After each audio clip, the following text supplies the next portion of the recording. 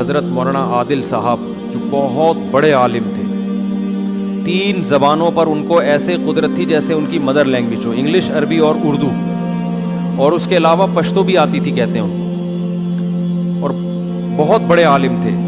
Malaysia میں ان کی بڑی قدر تھی، وہاں گورنمنٹ کی طرف سے ان کو ایوارڈ ملا تھا۔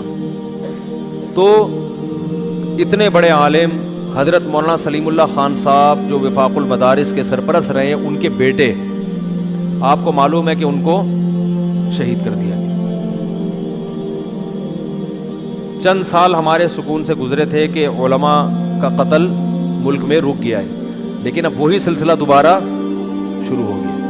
اتنے بڑے عالم، ایک مولانا صاحب آج بات کر رہے تھے کہ ملیشیا کی گورنمنٹ کہے گی کہ اس عالم کی ہم قدر کرتے تھے، حالانکہ یہ رہتے کہاں تھے؟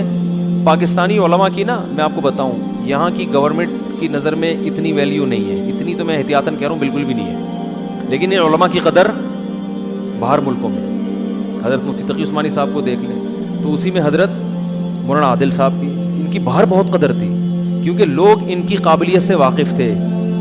ہمارے ہاں تو کسی کی قابلیت جانچنے کا سوائے چند شعبوں میں کوئی اس کے علاوہ کوئی معیار ہی نہیں ہے نا۔ جعلی ڈگریوں سے لوگ ڈاکٹر بن جاتے ہیں، پی ایچ ڈی ڈاکٹر، اور پتہ نہیں کیا کیا ہو جاتا ہے۔ تو جو صحیح علماء ہیں ان کو تو یہاں لوگ جانتے بھی نہیں ہیں۔ میں نے لوگوں سے پوچھا مولانا عادل صاحب عام پبلک جانتی بھی نہیں ہے، تو یہ تو یہاں پر یعنی حالت ہے۔ تو ان کو علماء جانتے ہیں کیونکہ ظاہر ہے بڑے عالم تھے تو ان کو علماء زیادہ جانیں گے۔ تو اللہ نے بہت علم سے، دین کا علم بھی اور دنیا کا علم بھی، اور بڑے بے باک عالم تھے، بہت حق پرست عالم تھے، زبان میں اللہ نے بڑی روانی دی تھی ان کو، اور اللہ پہ اعتماد، توکل، یہ ساری صفات، لیکن آپ دیکھیں کتنے آرام سے ان کو قتل کیا گیا ہے۔ تو اس سے ہمیں کیا سبق مل رہا ہے؟ پہلی بات، انہی حالات کی طرف دوبارہ ہمارا ملک جا رہا ہے جن حالات سے ہم نکلے تھے۔ تو اس میں ہمیں سمجھنا چاہیے کہ یہ کون کر رہا ہے یہ کام۔ اس کا بڑا مقصد ہے، ملک پاکستان میں ابھی امن آیا ہے نا، تو دنیا نہیں چاہتی، جو اصل دہشت گرد ہے نا، بعض لوگ دہشت گرد ہیں لیکن میں نے بتایا تھا نا ابھی تھوڑی دیر پہلے، لیبل لگا کے برائی کو پروموٹ کیا جا رہا ہے۔ جو بڑا دہشت گرد ہوتا ہے وہ دوسروں پہ دہشت گردی کا لیبل لگا کے انہی کو بدنام کر رہا ہوتا ہے۔ تو اس میں ہمیں سمجھنا چاہیے کہ کون ملک دشمن ہے جو ہمارے ملک میں یہ سازشیں کر رہا ہے، اور اس میں ہمیں جذبات سے مغلوب نہیں ہونا۔ ان کے چاہنے والے بہت ہیں، جذبات میں کوئی ایسا کام نہیں کرنا کہ اسلام دشمن قوتوں اور ملک دشمن قوتوں کو خلفشار پھیلانے کا اور زیادہ موقع مل جائے۔ میں اکثر کہتا ہوں نا، عامل لوگ جب آپ ان کے پاس جائیں گے نا، میری بیگم کی طبیعت خراب ہے، وہ کیا کہتے ہیں؟ تمہاری بیوی کی ساس نے، یعنی تمہاری ماں نے جادو کرایا ہے، اور ساس کو بولیں گے تمہاری بہو خراب ہے، سوکنوں کو بولیں گے کہ تمہاری سوکن نے تم پہ جادو کرایا ہے۔ تو ان کا مقصد کیا ہوتا ہے؟ گھروں میں توڑ پیدا کرنا۔ کہیں ایسا نہ ہو کہ ان حالات میں اسلام دشمن قوتیں اور ملک دشمن قوتیں ہمارے جذبات سے کھیل کے کوئی ایسا کام ہم سے کروا دیں، کوئی ایسا بیان جاری کروا دیں جس سے حالات سدھرنے کے بجائے بگڑ جائیں۔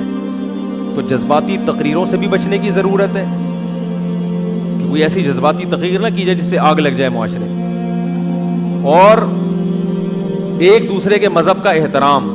کسی کے مذہب میں اس کے مقتدا اور رہبر کو گالیاں دینا، ان کو برا بھلا کہنا، یہ دنیا میں کوئی بھی برداشت نہیں کرتا، کوئی بھی برداشت نہیں کرتا۔ تو حکومت کی یہ ذمہ داری ہے کہ اگر کوئی فریق یا کوئی مسلک کسی مسلک کے بزرگوں کو برا بھلا کہہ رہا ہے تو حکومت اس کو کنٹرول کرے، قانون سازی ہو۔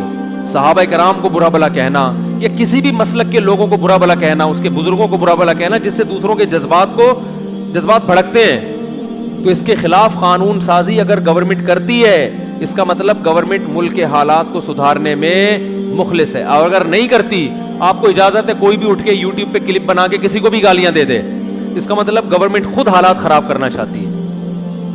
تو علماء کا اس وقت حکومت سے یہ مطالبہ ہے کہ اسمبلی میں ایسے قوانین پاس ہونے چاہیے کہ کسی بھی مسلک کے بزرگوں کو نام لے کر برا بھلا کہنا، ان کے جذبات، اس مسلک سے تعلق رکھنے والے لوگوں کے جذبات کو مشتعل کرنا، یہ اللیگل ہونا چاہیے, اس کے خلاف FIR کاٹنے کا جواز ہونا چاہیے.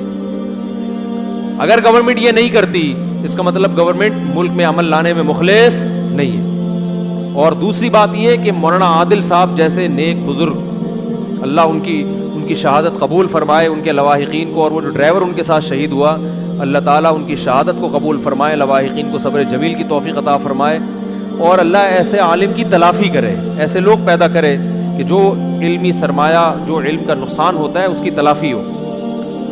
تو گورنمنٹ کی ذمہ داری ہے کہ ان کے قاتلوں کو گرفتار کر کے عوام کے سامنے پیش کرے, ورنہ پھر کیا ہوتا ہے. آج ایک عالم سے بات ہو رہی تھی, انہوں نے بتایا کہ علماء تو کوشش کرتے کہ عوام مشتعل نہ ہو, لیکن جب ایسے واقعات ہوتے ہیں تو بہت سے لوگ علماء کی ہدایات کے باوجود وہ علماء کی بات نہیں مانتے. تو صرف اتنا کافی نہیں ہے کہ علماء اشتعال انگیزی والی تقریریں نہ کریں, یہ بھی ضروری ہے کہ جن چیزوں سے یہ اشتعال پھیلتا ہے, دیکھو قرآن نے کیا کہا ہے کہ اگر کوئی قاتل کسی کو قتل کرتا ہے تو قاتل کو بند کمرے میں قتل نہ کیا جائے, بلکہ گورنمنٹ کی ذمہ داری ہے قاتل کو پکڑ کے مقتول کے وارثوں کے حوالے کر دے کہ تم چاہو انتقام لو, تم چاہو معاف کر دو. کیونکہ مشتعل کون ہوا ہے؟ مقتول کے وارث. اگر ان کے انتقام کی آگ کو ٹھنڈا نہیں کیا گیا تو وہ جوش میں آ کے کسی اور کو قتل کر سکتے ہیں. قاتل کو نہیں ملا تو قاتل کے رشتہ دار, جو غلط ہوگا لیکن وہ کر سکتے ہیں. تو اسلام نے امن قائم کرنے کے لیے اصول بنایا کہ گورنمنٹ کی ذمہ داری ہے قاتل کو پکڑ کے کس کے حوالے کرے؟ مقتول کے وارثوں کے حوالے کرے, تاکہ انتقام کی آگ ٹھنڈی ہو جائے اور ملک میں فساد نہ پھیلے. ایسے ہی ہم آپ کے لیے اسلامک بیانات کی ویڈیوز لاتے رہیں گے. اگر آپ کو ہماری یہ ویڈیو اچھی لگی ہو تو ہمارے چینل کو سبسکرائب ضرور کر دیں اور ساتھ میں لگی بیل آئیکن کو پریس کر کے آن کر دیں تاکہ ہمارے آنے والی ہر ویڈیو کا نوٹیفیکیشن سب سے پہلے آپ تک پہنچے. شکریہ. اللہ حافظ.